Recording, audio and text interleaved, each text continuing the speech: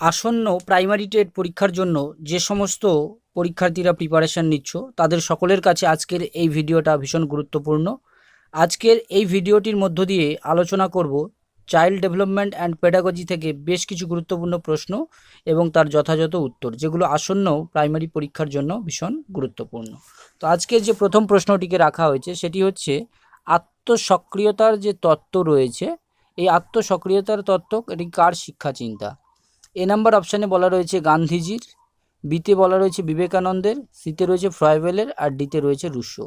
তাহলে এই চারটে অপশানের মধ্যে যে সঠিক উত্তরটি হবে সেটি হচ্ছে ফ্রয়েবেলের। এটি হচ্ছে রাইট অ্যান্সার। নেক্সট যে প্রশ্নটিকে রাখা হয়েছে, কোঠারি কমিশনের মতে 14 থেকে 16 বছর বয়সকে বলা হয়েছে কোন স্তর? তাহলে এখানে এই যে 14 থেকে 16 বছর বয়স, এই 14 থেকে 16 বছর বয়সটাকে বলা হয়েছে কোন স্তর? প্রথমে বলা রয়েছে প্রাথমিক, তারপরে রয়েছে মাধ্যমিক, তারপরে উচ্চ মাধ্যমিক, তারপরে নিম্ন মাধ্যমিক। তো এর যে সঠিক উত্তরটি যেটি হবে সেটি হচ্ছে মাধ্যমিক। এটি হচ্ছে রাইট অ্যান্সার। নেক্সট যে প্রশ্নটিকে রাখা হয়েছে, প্রাপ্তবয়স্কের বয়স স্তরকে কটি প্রধান ভাগে ভাগ করা যায়? তাহলে যে প্রাপ্তবয়স্ক, যেটা হচ্ছে আমাদের যে স্টেজ রয়েছে ডেভেলপমেন্টের, তার মধ্যে একটি ভাগ হচ্ছে প্রাপ্তবয়স্ক স্তর। তো এই প্রাপ্তবয়স্ক যে স্তরটা, এই প্রাপ্তবয়স্কের স্তরটাকে কটি প্রধান ভাগে ভাগ করা হয়েছে? তো এর সঠিক যে উত্তরটি হবে সেটি হচ্ছে 3টি ভাগে ভাগ করা হয়েছে। এটি হচ্ছে রাইট অ্যান্সার। এরপরে যে প্রশ্নটিকে রাখা হয়েছে, সর্বপ্রাণবাদ হলো, তাহলে সর্বপ্রাণবাদ, এই সর্বপ্রাণবাদটা কি?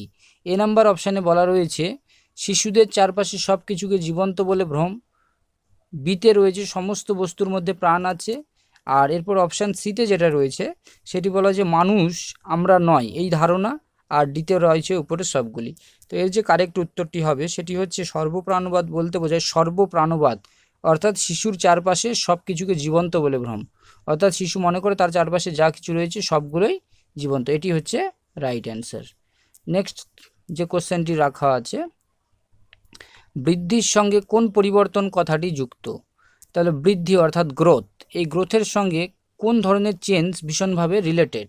তো 1 নম্বর অপশানে বলা রয়েছে, অর্থাৎ এ নাম্বার অপশানে মানসিক পরিবর্তন, বিতে রয়েছে সামাজিক পরিবর্তন, সিতে রয়েছে সার্বিক পরিবর্তন, আর ডিতে রয়েছে দৈহিক পরিবর্তন। যেহেতু এখানে শুধু বৃদ্ধির কথা বলা হয়েছে, তাই এর যে রাইট অ্যান্সারটি হবে সেটি হচ্ছে দৈহিক পরিবর্তন।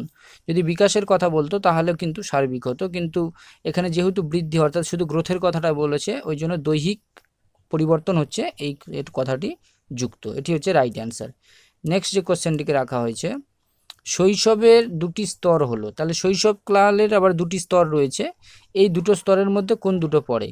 এ নাম্বার অপশানে বলা রয়েছে প্রাক শৈশব ও প্রারম্ভিক শৈশব, বিতে রয়েছে প্রারম্ভিক শৈশব ও প্রান্তীয় শৈশব, সিতে রয়েছে প্রাক জন্ম ও সদ্যজাত, আর ডিতে রয়েছে উপরের কোনোটিই নয়। তাহলে শৈশবকালের যে দুটি স্তর, এই দুটি স্তর হচ্ছে প্রারম্ভিক শৈশব ও প্রান্তীয় শৈশব, অর্থাৎ এটি হচ্ছে option B is the right answer. এটি হচ্ছে রাইট অ্যান্সার। নেক্সট যে কোশ্চেনটিকে রাখা হয়েছে, শৈশবে শিশুর দ্রুত বৃদ্ধি ঘটে, তাহলে এই যে শৈশবকাল, এই শৈশবকালে শিশুর দ্রুত বৃদ্ধি ঘটে, এ নাম্বার অপশানে বলা রয়েছে মাথার, বিতে রয়েছে পায়ের, সিতে রয়েছে কানের, আর ডিতে রয়েছে নাকের। তাহলে এই চারটে অপশানের মধ্যে রাইট অ্যান্সার কোনটা হবে? তো শৈশবে শিশুর দ্রুত বৃদ্ধি ঘটে পায়ের, এটি হচ্ছে রাইট অ্যান্সার। নেক্সট যে কোশ্চেনটাকে রাখা হয়েছে, বাল্যকালের উল্লেখযোগ্য বৈশিষ্ট্য, তাহলে বাল্যকালের অনেকগুলো বৈশিষ্ট্য রয়েছে, তার মধ্যে কোনটা উল্লেখযোগ্য? এখানে বলা রয়েছে বাল্যকালের উল্লেখযোগ্য বৈশিষ্ট্য হলো, তো প্রথম অপশানে দেওয়া রয়েছে প্রথম দাঁড়াতে শেখে। এরপর বাকি যে অপশানগুলো রয়েছে এতে বলা রয়েছে দাঁত ওঠে দ্বিতীয় দফায়, সিতে রয়েছে প্রথম কথা বলতে শেখে, আর ডিতে রয়েছে সবগুলিই সঠিক। তো এর যে সঠিক উত্তরটি হবে সেটি হচ্ছে দাঁত ওঠে দ্বিতীয় দফায়। এটি হচ্ছে বাল্যকালের একটি উল্লেখযোগ্য বৈশিষ্ট্য।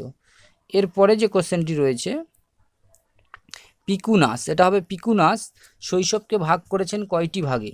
তাহলে পিকুনাস শৈশবকে কটি ভাগে ভাগ করেছেন? প্রথমে বলা রয়েছে 2টি ভাগে, এরপর রয়েছে 3টি ভাগে, তারপর রয়েছে 6টি ভাগে, তারপর রয়েছে 10টি ভাগে। তো এর যে রাইট অ্যান্সারটা হবে, পিকুনাস শৈশবকে ভাগ করেছেন 2টি ভাগে, এটি হচ্ছে এর রাইট অ্যান্সার।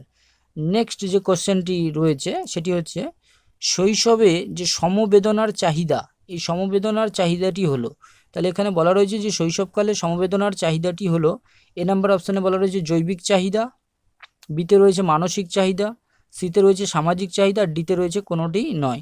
তাহলে সমবেদনার চাহিদাটি হচ্ছে একটি সামাজিক চাহিদার অন্তর্গত, এই জন্য option C is the right answer. এখানে অপশন সিটা হচ্ছে সঠিক উত্তর।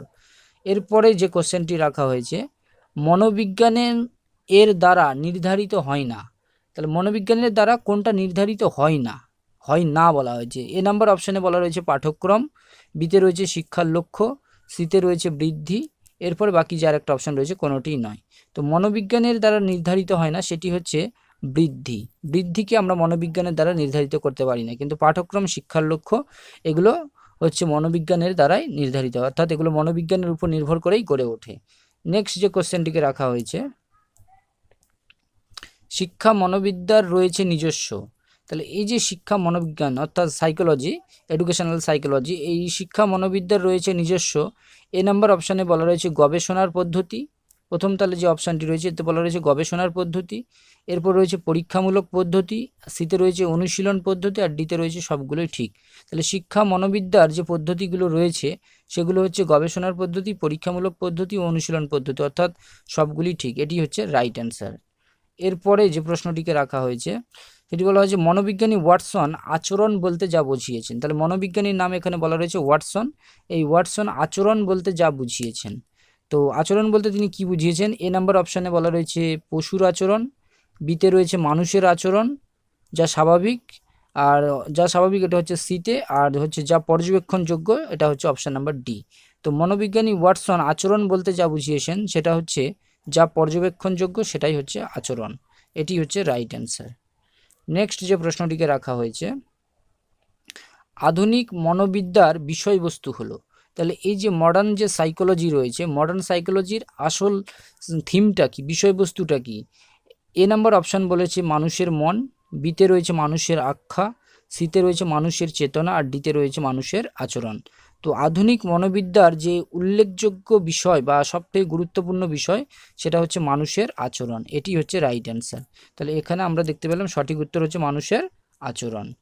এরপরে যে প্রশ্নটিকে রাখা হয়েছে, শিক্ষা মনোবিদ্যার তাত্ত্বিক প্রয়োগের অন্তর্গত নয় কোন বিষয়টি? তাহলে তাত্ত্বিক যে প্রয়োগ আছে এই তাত্ত্বিক প্রয়োগের অন্তর্গত নয় কোন বিষয়টি?